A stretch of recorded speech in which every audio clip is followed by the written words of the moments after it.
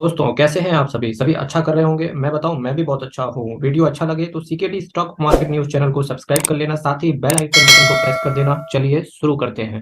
Chemcon specials limited, आज इस company का मैं कंप्लीट ब्रेकडाउन करूंगा। ये जो आज का वीडियो रहेगा दो लोगों के लिए बहुत ज़्यादा इंपॉर्टेंट रहेगा। नंबर एक, जिनके पास ये 25% जो पब्लिक है, जिनके पास ये शेयर है। साथ ही साथ जो लोग इस कंपनी को कंटिन्यूअसली ट्रैक कर रहे हैं, बस मौका नहीं ढूंढ पा रहे हैं कि एंट्री कब लें, क्योंकि जब ये शेयर गिरता है तो उन्हें बहुत ज़्यादा डर लगता है और लगना भी चाहिए। ठीक, तो ऐसे ही कुछ चीज़ों का जवाब मिल जाएगा आज के वीडियो में। चलिए शुरुआत करते हैं। दिसंबर 2020 से अगर बात करें और सितंबर 2022 तक, तो प्रोमोटर के पास 74.47%, प्रोमोटर 74% के आसपास होल्ड करके चलते हैं। इसका मतलब है प्रोमोटर वृंदावन निकल गए हैं अपने पास होल्डिंग रख के। बहुत अच्छी चीज़ है, ऐसा ही करना चाहिए किसी भी प्रोमोटर को। एफ आई आईज की बात करें, जहां एफ आई आईज 0.11% होल्ड करके चलते थे, वहीं एफ आई आईज ने अब 2 साल बाद धीरे धीरे इंक्रीमेंट किया है अपना स्टेक कंपनी के अंदर। डी आई आईज की बात करेंगे, 3.90% के आसपास डी आई आईज होल्ड करके चलते थे, पर डी आई आईज भागते हुए देखने को मिले और लगातार भागे ही रहे हैं। 0.27% के आसपास ही होल्ड करके दिख रहे हैं डी आई आईज। पब्लिक की बात करेंगे, जहां पब्लिक 14% होल्ड करके चलती थी, वहीं पब्लिक के पास आज 25% होल्डिंग है। पब्लिक बहुत ज्यादा ऊपर प्राइस पे धीरे धीरे धीरे धीरे खरीदती चली जा रही है। इसका मतलब है कि अगर ये जो 24 से 25% जो इन्वेस्टर यहाँ पर आ रहे हैं, जो बढ़ रहे हैं, अगर ऐसे इन्वेस्टर अगर एक्यूमुलेशन वाला फॉर्मूला अपना रहे होंगे तो डेफिनेटली वो आज बचे होंगे, अदरवाइज डर डर के रह रहे होंगे। क्योंकि हमेशा आप एक याद रखना, किसी भी शेयर में जब भी आप लेने जाएं शेयर, तो देखो, अगर आप शेयर मार्केट में शेयर तो खरीदना पड़ेगा, तभी आप इन्वेस्टमेंट स्टार्ट करोगे अपना। ठीक, तो आपके पास जैसे 10 लाख रुपए है किसी शेयर में इन्वेस्ट करने के लिए, तो मैं यही कहूंगा कि फ्रेंड्स पूरा 10 लाख मत झोंक दे, 5 लाख से स्टार्ट करें। बाकी 5 लाख रुपए जैसे शेयर नीचे नीचे आए तो आप एक्यूमुलेशन वाला फॉर्मूला अपनाओ, एक्यूमुलेट करते रहो जिस तरीके से एसआईपी करते हैं। अब भाई लोग कहेंगे यार, अगर वो 10 लाख से हमने एक बार खरीद लिया, अगर वो ऊपर निकल गया तो भाई ऊपर निकल गया, 5 लाख तो पड़ा ही है ना आपका। बाकी जो 5 लाख आपका बचा, किसी दूसरे शेयर में डालना। 7,500 कंपनी है, कोई डरने वाली बात नहीं होती है। ठीक, इसीलिए मैं डेटर डेज की बात करूंगा, मार्च 2012 से बात नहीं करूंगा, क्योंकि ये कंपनी लिस्ट होने के लिए आई ही थी यहाँ पर मार्च 2020-21 में।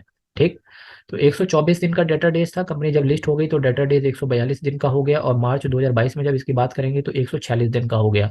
यही प्रॉब्लम है कि कंपनी का शेयर प्राइस में मोमेंटम नहीं आ पा रहा है। क्यों? क्योंकि डेटा डेज कंटिन्यूअसली ऊपर होते चले जा रहे हैं। और ये कब से सीन हो गया इनका? कोविड की वजह से सीन हो गया।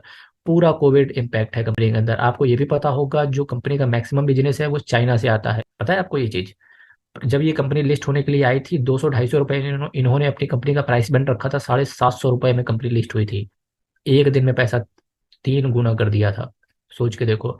उसके बाद में कोविड आ गया, उसके बाद में कोविड के बाद से सारी चीजें फंडामेंटल सब बदलते चले गए। आज देखिए डेटा डेज 146 दिन के होते चले जा रहे हैं। फ्रेंड्स, हमेशा याद रखना, जैसे ही इस कंपनी के डेटर डेज नीचे आते हुए देखने को मिलेंगे, इस शेयर में बूस्टर लगना शुरू हो जाएंगे। तो आपका फोकस हर क्वार्टर में इसके डेटर डेज पे रखना। ठीक, जैसे ही इसके डेटर डेज पे आप फोकस रखेंगे, आपको पता चल जाएगा शेयर ऊपर जाने वाला है कि नीचे गिरने वाला है। डेटा डेज बढ़ रहे हैं तो देखो, यही रीजन है कि कैश का फ्लो कम हो गया, क्योंकि डेटा डेज का मतलब होता है मेरे मित्र, जो भी कंपनी अपना प्रोडक्ट, जो भी कंपनी अपना माल बेचती है, उसका पैसा कितने दिनों में मिल जाता है। क्योंकि चाइना में कोविड से रिलेटेड बहुत ज़्यादा रेस्ट्रिक्शन भी है। इंडिया चाइना की जो परिस्थितियां हैं, वो भी जियो पॉलिटिकल इशू भी बहुत ज़्यादा बढ़ चुके हैं। तो यही रीज़न है कि अब ऐसी कंपनी में आपको बहुत संभल के इन्वेस्ट भी करना चाहिए, क्योंकि अगर मेक इन इंडिया वाला कार्यक्रम सक्सेस होता है इंडिया के अंदर, तो डेफिनेटली आपको ऐसी कंपनी में इन्वेस्ट करना चाहिए जिनका रॉ मटेरियल का जो इम्पोर्ट करते हो वो इंडिया से ही करते हो। ठीक, ये मैं डरा नहीं रहा, ये मैं केवल बता रहा हूँ आपको कि इस तरीके से स्ट्रेटेजी अपनाओ। पर ये कंपनी खराब है क्या? मुझे ऐसा कुछ तो खराब अभी तक इसमें दिखा नहीं। क्योंकि देखो, चाइना की हालत सुधरेगी, कोविड अल्टीमेटली खत्म ही होगा, क्योंकि हमेशा एक ईमानदार इंसान की, हमेशा मनुष्य की जीत हुई है ओवर जो भी एविल्स रहे हैं, चाहे वो रावण रहा हो, कंस रहा हो। ये कोविड आया है, ये भी निपट जाएगा। कोई ना कोई राम जरूर आएगा, कोई ना कोई कृष्ण जरूर आएगा इस इस बुराई को दूर करने के लिए। तो जैसे ही ये बुराई दूर होगी कोविड नाम की, तो चाइना भी फिर से इकोनॉमी डेवलप होगी वहाँ की। और जैसे ही वहाँ की इकोनॉमी डेवलप होगी, हमारे इंडिया और चाइना के रिलेशनशिप वापस से अच्छे होंगे। वापस से जैसे ही अच्छे होंगे, इसका डेटा डेस ठीक होगा। और जब डेटा डेस ठीक होगा तो इसके जो फॉरेन इन्वेस्टर्स हैं वो भी अच्छे आएंगे। फॉरेन के बाद डीआईआईज भी का भी आना होगा। फिर जैसे ही आएंगे तो शेयर अल्टीमेटली ऊपर जाते हुए देखने को मिलेगा। ऐसे ही तो कुछ टाइम होते हैं जब एक शेयर, क्योंकि कोई भी अच्छा शेयर आपको ना इतनी आसानी से नहीं मिलेगा। कुछ तो उसके अंदर गड़बड़ चल रही होगी, तभी आपको एक अच्छा शेयर मिलेगा। बस आपको ये देखना है कि कहते नहीं है कि आपको मोहब्बत इतनी आसानी से नहीं मिलेगी शेयर मार्केट में। जब भी आप इन्वेस्ट करने जाते हो किसी किसी भी शेयर में, तो इतनी आसानी से शेयर को मत चुना करो। उसको थोड़ा सा एनालाइज करो, उसको थोड़ा सा जांचो परखो। इसके लिए 2 से 3 महीने का स्टडी करो हर शेयर के ऊपर। जैसे कि मैं बात करूँ, कैश फ्लो पॉजिटिव है लेकिन घटता हुआ कैश फ्लो है। अब मार्च 2023 के एनुअल रिटर्न पे फोकस रखना। अगर 11 दिन से कम हुआ तो शेयर प्राइस और टूट के हो सकता है 200 रुपए 150 रुपए के आसपास आ जाए। लेकिन अगर कैश फ्लो ऊपर रहा, 23 करोड़ को भी अगर बीट कर दिया, इस 23 करोड़ को अगर बीट करते हुए देखने को मिली कंपनी, तो डेफिनेटली एक शेयर में 500 रुपए भी जा सकता है। अगर 11 करोड़ को बीट किया कंपनी ने और ये 23 करोड़ को बीट ना कर पाया, तो शेयर प्राइस म्यूटेड चलेगा, मतलब थोड़ा सा आगे चलेगा फिर पीछे चलेगा। यही 200-250 की रेंज में नजर आते हुए देखने को मिलेगा। शेयर कैपिटल की बात करेंगे, शेयर कैपिटल कंपनी की ऑलमोस्ट 4 गुना बढ़ गई है। बहुत अच्छी चीज है कंपनी की। 37 करोड़ के आसपास शेयर कैपिटल है। रिजर्व एंड सरप्लस की बात करेंगे, रिजर्व एंड सरप्लस कंपनी के कंटिन्यूअसली इंक्रीज हो रहा है। यही कुछ प्लस पॉइंट है जो कंपनी को होल्ड करे हुए हैं, इन्वेस्टर्स के अंदर भरोसा दिखा रहे हैं। क्योंकि जो भी फंडामेंटल्स को पढ़ना जानता है उन्हें ये चीज पता होगी। ये बहुत अच्छी चीज होती है जब रिजर्व एंड सरप्लस कंपनी के इंक्रीज होते चले जाते हैं। वहीं बोरोविंग्स की बात करें, बोरोविंग्स की वजह से भी शेयर में दिक्कत है, क्योंकि 6 गुना बोरोविंग बढ़ गई, उस हिसाब से रिजर्व एंड सरप्लस कंपनी की नहीं बढ़े। 6 करोड़ से सीधा 36 करोड़ हो गई। पर एक चीज अच्छी है कि जो कंपनी के लॉन्ग टर्म बोरोविंग है, जहां 1.82 करोड़ हुआ करती थी, वही कंपनी ने लॉन्ग टर्म बोरोविंग्स ऑलमोस्ट, हमें मुझे ऐसा लगता है जैसे नेक्स्ट क्वार्टर में कंपनी जीरो डेट की कंपनी हो जाएगी। लॉन्ग टर्म बोरोविंग्स को खत्म ही कर देगी जहां तक। अब जो कंपनी के 380 करोड़ के आसपास बचे, वो कंपनी के केवल जो कंपनी के जो अब 35 करोड़ के आसपास बचे, वो कंपनी के केवल शॉर्ट टर्म बोरोविंग्स के लिए है। तो कंपनी सेफ है। सेफ तो पूरी तरीके से है, डरने वाली कोई बात है नहीं। बैंक्रप्सी की तरफ भी दूर दूर तक कहीं भी नहीं दिख रही, क्योंकि रिजर्व में सरप्लस में 381 करोड़ पड़ा हुआ है। उसके बाद असेट तो तुम्हारे फ्री है ही है, लाइबिलिटी का भी सारा पेमेंट हो जाएगा। तो ऐसा तो कोई गड़बड़ी है नहीं फंडामेंटल्स के अंदर। शेयर के अब मैं अगर सेल्स की बात करूं, जो कंपनी का टर्नओवर होता है उससे रिलेटेड मैं बात करूं, तो मार्च 2021 में आप देखेंगे कि 71.48 करोड़ का इनका सेल्स हुआ करता था। पर सेल्स में दिक्कत आ गई। सेल्स में जून के बाद सितंबर में तो बहुत ज्यादा दिक्कत आ गई। बस वही दिक्कत है, कोविड ही इम्पैक्ट है इस कंपनी के ऊपर। क्योंकि देखिए जून 2022 में जहां सेल इंक्रीज हो ही रही थी, कि सितंबर में आके सेल गिर गई। एक्सपेंस देखिए कंपनी का, अगर सेल गिरा तो एक्सपेंस भी गिरा। पर सबसे इंपॉर्टेंट चीज तो एक चीज हो जाती है यहाँ से, मटेरियल कॉस्ट। मटेरियल कॉस्ट और एम्प्लॉय कॉस्ट मिला दें तो 68% हो जाती है। ठीक। ये बहुत बड़ा कंपनी का कंसर्न है। आपको ये देखना रहेगा कि कंपनी का जैसे ही मटेरियल कॉस्ट कम आएगी, आप दो चीजें यहाँ से देखनी है आपको, हर क्वार्टर में और एनुअल रिटर्न के अंदर। एनुअल रिटर्न के अंदर आप देखना कंपनी का जो ये रिजर्व एंड सरप्लस है, ये कंपनी का इंक्रीज होना चाहिए। कंपनी का क्वार्टर ऑन क्वार्टर बेसिस पे आप देखेंगे डेटर डेज को, वो कम होते हुए नजर आएंगे, तो शेयर ऊपर जाने की कोशिश कर सकता है। मटेरियल कॉस्ट अगर डिक्रीज होगी, शेयर ऊपर जाने की कोशिश कर सकता है। ये मटेरियल कॉस्ट को कम होना पड़ेगा, तभी शेयर प्राइस ऊपर जाएगा। नेट प्रॉफिट की बात करेंगे अगर हम, तो नेट प्रॉफिट जहां 25 करोड़ का हुआ करता था, वहीं नेट प्रॉफिट 7.82 करोड़ का हुआ, और जिसकी वजह से ईपीएस ऑलमोस्ट 200% से नीचे स्लैश हो गया। यही रीजन है कि शेयर प्राइस जहां 500 550 की रेंज में था, सीधे आके 281 291 के रेंज में आते हुए गिरते हुए देखने को मिला। बिजनेस की बात करें, कैमकॉन बिजनेस बहुत अच्छा है कंपनी का। Company Camcon specialty chemicals limited is a manufacturer of specialized chemicals such as HMDS and CMIC, which are predominantly used in the pharmaceutical industry and inorganic bromides used as completion fluids in the oil field industry।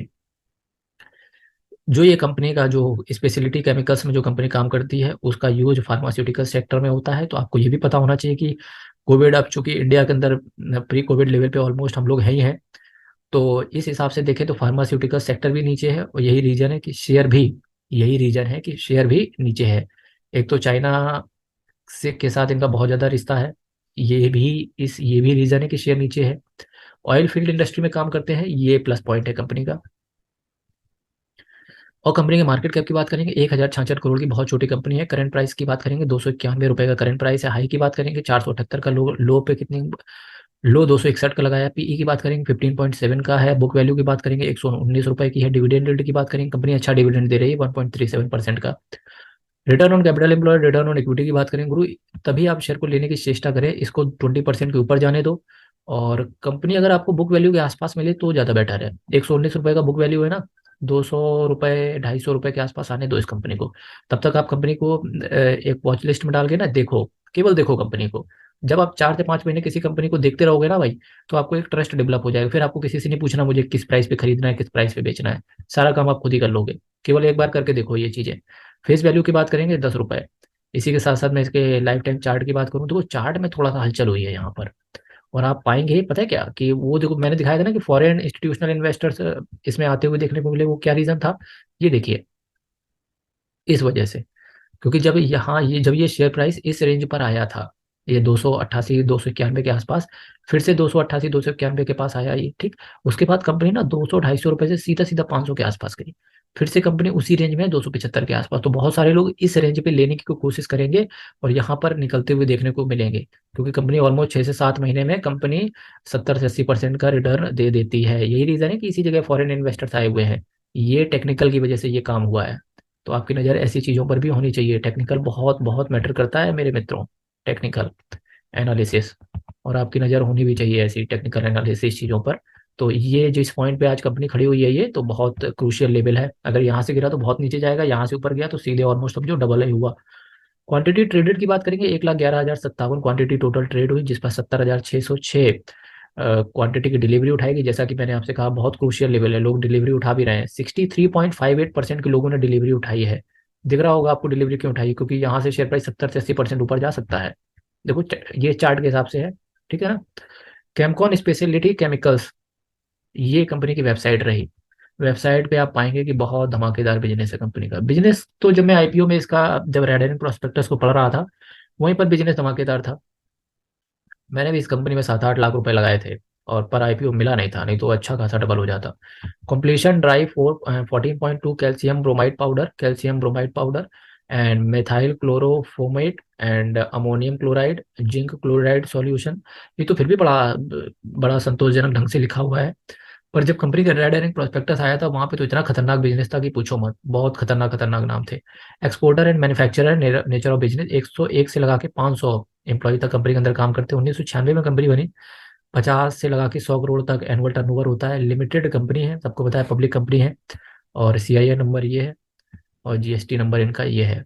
Completion Bryan pharmaceutical product भी offer, ये product है company के जो कि ये offer करते हैं oil field chemicals. इसी की मैं बात कर रहा था, ऑयल फील्ड केमिकल्स की। And ammonium chloride and chemicals, zinc chloride solution, ये कंपनी का बिजनेस है। ये कंपनी प्रोडक्ट प्रोवाइड करती है। एंड फ्रीडल क्राफ्ट, एंड ये कुछ कंपनी प्रोडक्ट बनाती है जिसका ये एक्सपोर्ट भी करते होंगे। और ये रहा कंपनी का पूरा बिजनेस। ये रेटिंग में भी इनको गड़बड़ी मिली है क्या, पावर्ड बाय, ये तो फिलहाल रेटिंग प्ले स्टोर से रेटिंग आई हुई है। रिव्यूज एंड रेटिंग सिमिलर 2.6 दिया है। प्ले स्टोर पे तो कंपनी उसकी रेटिंग वैसे भी खराब होती है, तो कोई दिक्कत वाली बात है नहीं यहाँ से। सब कुछ बढ़िया दिख रहा है इस कंपनी का।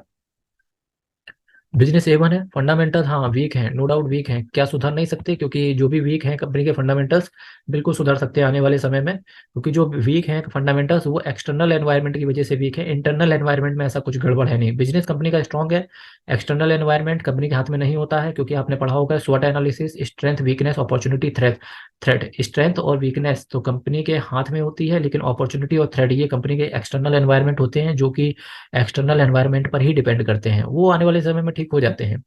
तो अब यही देखना है कि आपको किस तरीके से कंपनी के क्वार्टरली रिजल्ट्स को फॉलो कीजिए, वॉच लिस्ट में डाल के इस शेयर पर स्टडी कीजिए। इसके बाद में आप अपना मूड बनाएं शेयर्स में इन्वेस्ट करने के लिए, देख सकते हैं। फ्रेंड्स नेक्स्ट वीडियो में फिर मिलेंगे। 1000 सब्सक्राइबर का मेरा जो टारगेट है आप अचीव करने में हेल्प करें। चैनल को सब्सक्राइब अभी तक नहीं किया है तो जरूर सब्सक्राइब कर लें। कल फिर मिलेंगे एक नए शेयर को लेके, पूरा पूरा फंडामेंटल एनालिसिस, बिजनेस एनालिसिस करेंगे आपके साथ मिलके, यही 8:30 बजे। तब तक के लिए बहुत बहुत धन्यवाद।